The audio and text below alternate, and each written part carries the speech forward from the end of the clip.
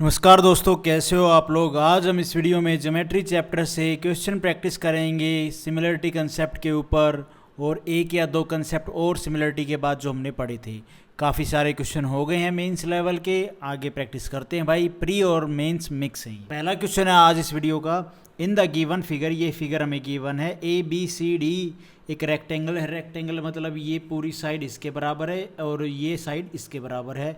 If area of triangle EFC इसका जो area है ये है 4 और एरिया ऑफ ट्रायंगल BFC और इसका एरिया है भाई 5। Then find the area of quadrilateral ADEF, इसका एरिया निकालना है।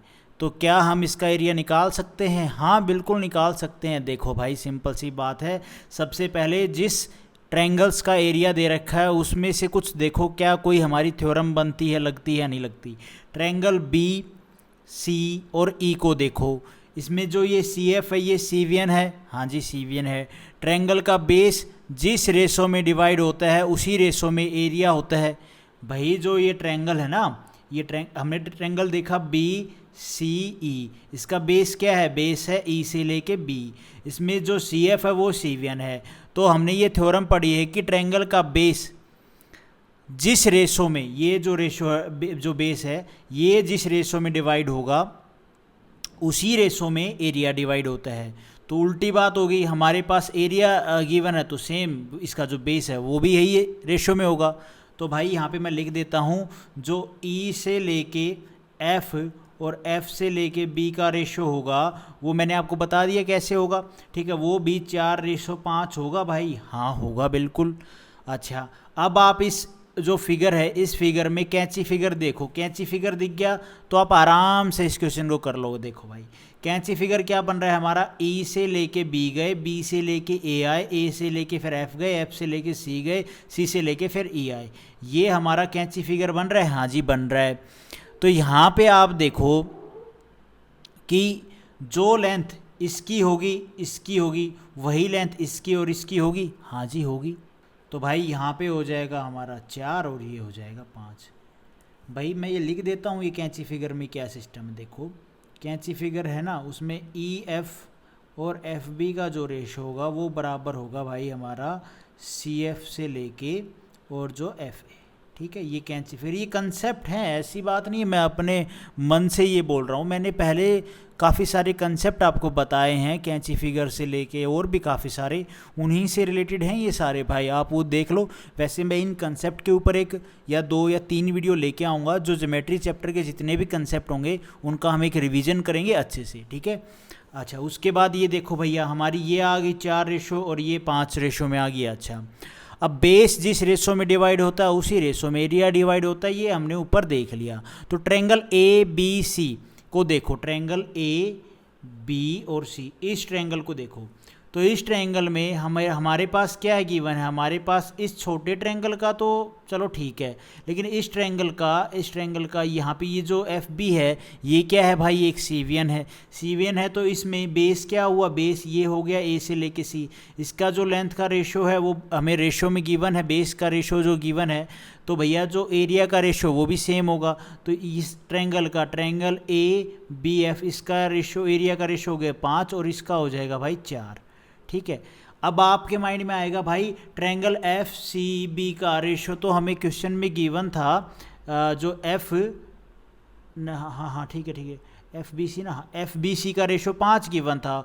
आपने इसके हिसाब से अब 4 लिया है, ये 5 है। ये भैया गड़बड़ तो नहीं हो जाएगी? नहीं होगी। देखो कैसे, इस 5 हमें यहाँ पे तो ये गिवन है इस ट्रायंगल का एरिया, हमने इस कंसेप्ट के हिसाब से, इस पूरे बड़े ट्रायंगल के हिसाब से, FAC के हिसाब से जो बेस का रेशो है वही रेशो एरिया का, उसके हिसाब से यहाँ पे तो 4 आया है। तो मतलब यहाँ पे क्या है भाई मामला, 5 की वैल्यू कितनी आई है? यहाँ पे तो 5 था, इसकी वैल्यू आई है इसके हिसाब से 4। अच्छा जी, अब ये कितनी गुना ज़्यादा है भाई? ये आप देखोगे तो 12 पंजे कितना होता है? नहीं 12 पंजे तो नहीं भाई, 1.25। ठीक है, 1.25, 4 को हम 5 को हम 4 से डिवाइड करेंगे तो कितने पे जाएगा? 1.25 पे। अच्छा जाएगा भाई, अच्छा है। तो मतलब 1.25 की अगर मल्टीप्लाई 5 में करेंगे तो 4 आएगा। और हम इस 5 में भी 1.25 की मल्टीप्लाई करेंगे तो कितना आएगा भाई, 6.25 आएगा। ये आ गया इस ट्रायंगल का एक्यूरेट एरिया 6.25।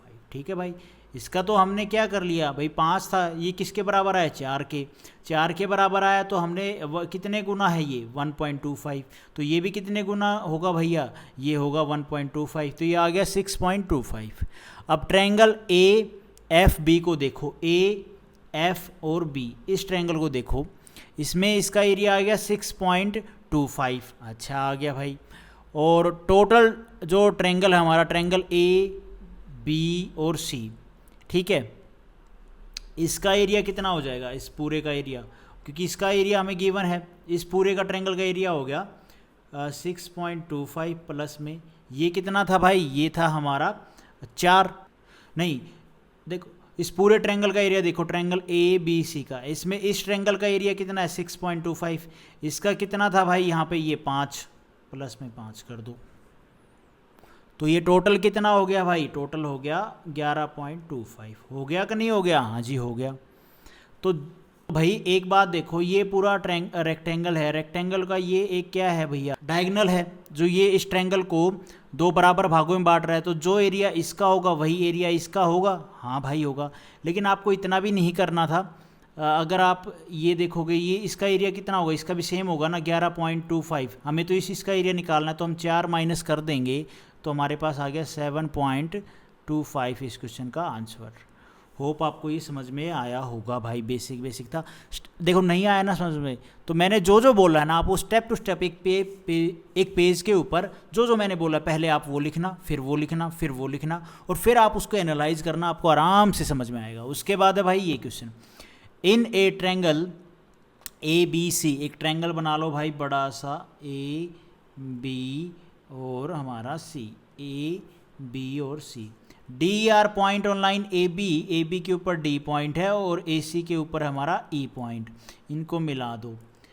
एम और N are point on lie on B D, B से लेके डी इसके बीच में एक है पॉइंट एम और एन है इसके बीच में, इनको मिला दो भाई। अच्छा, बी डी और ई C respectively, D E parallel है एम एन के और एम एन पैरेलल है बी सी के। ए से लेके डी का जो रेशियो में है वो 3 है, डी एम ये है 2 है, डी एम फिर से ये क्या दे दिया, ये 6 है भाई, और एम डी हमारा सॉरी एम से लेके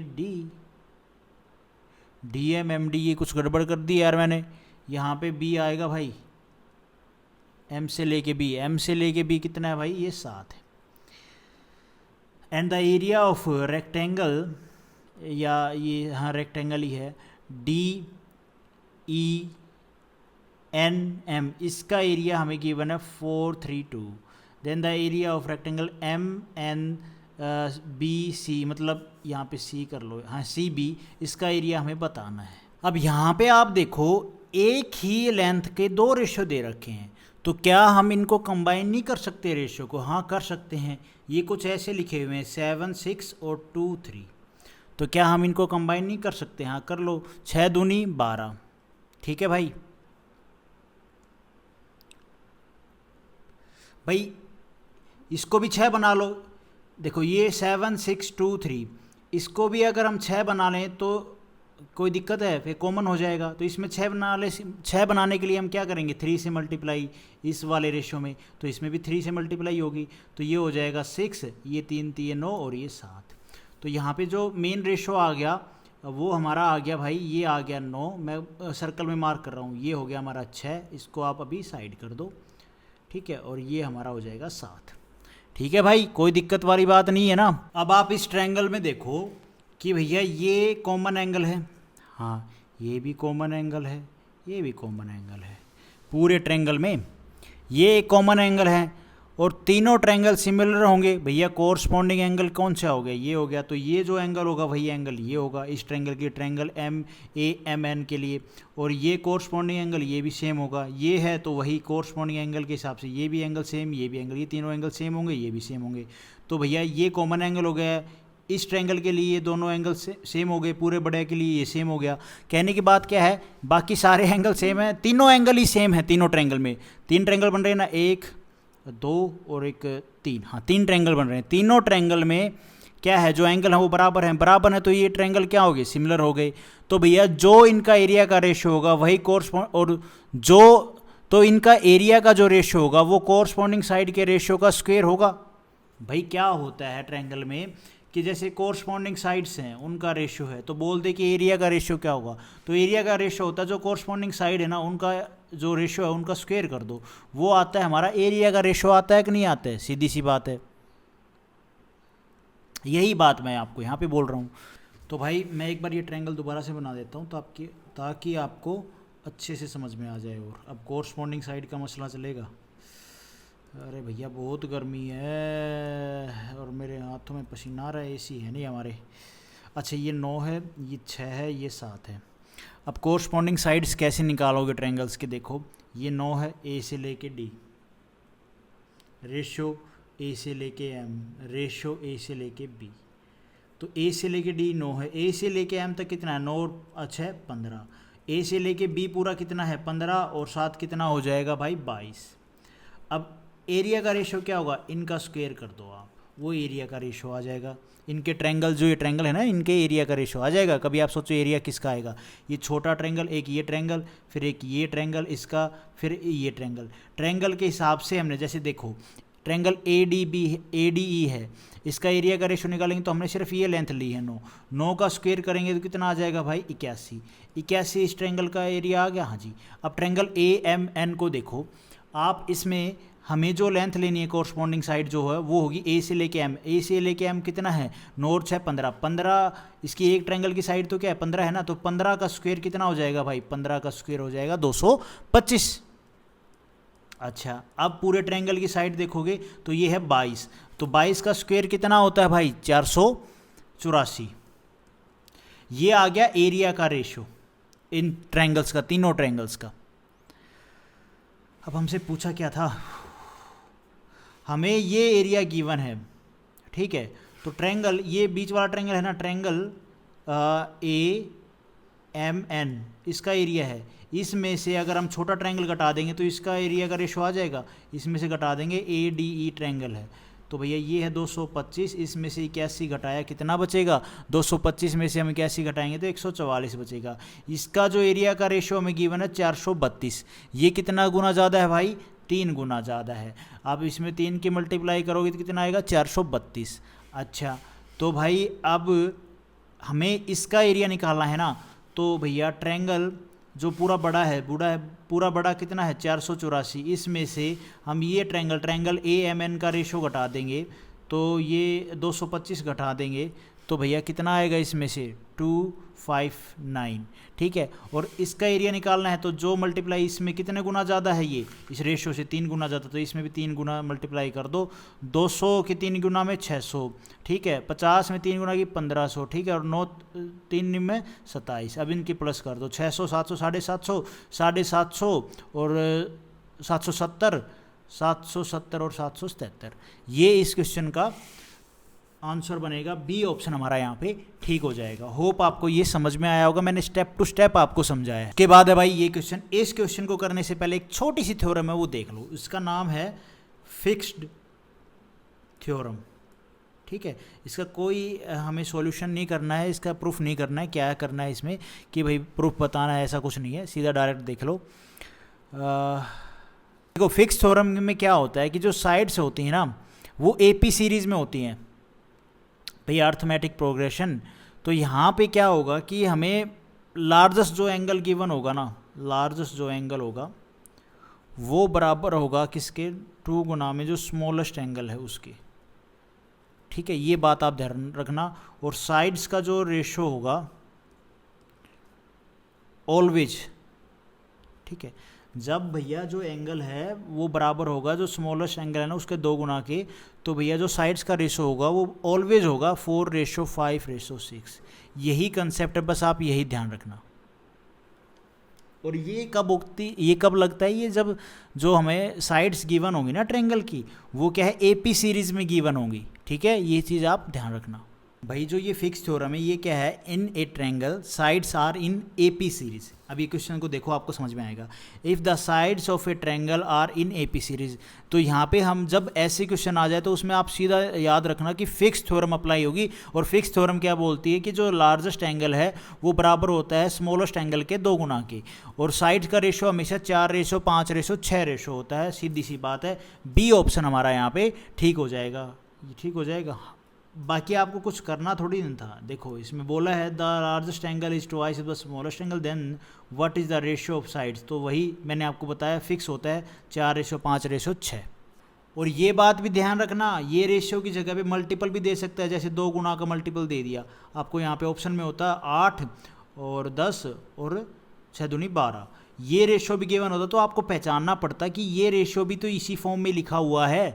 ये चीज़ भी आप ध्यान रखना। उसके बाद है भाई ये question, study the given figure and answer the question that follows, find the length of A B की लेंथ, ठीक है, in the given triangle if the given that the length of B D is 4 unit, B से लेके D ये 4 unit है।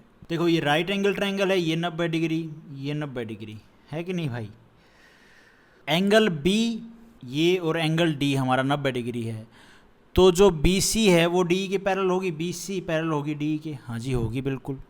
तो यहाँ पे मिड पॉइंट थ्योरम लगा सकते हैं, मिड पॉइंट थ्योरम के ऊपर ये क्वेश्चन है।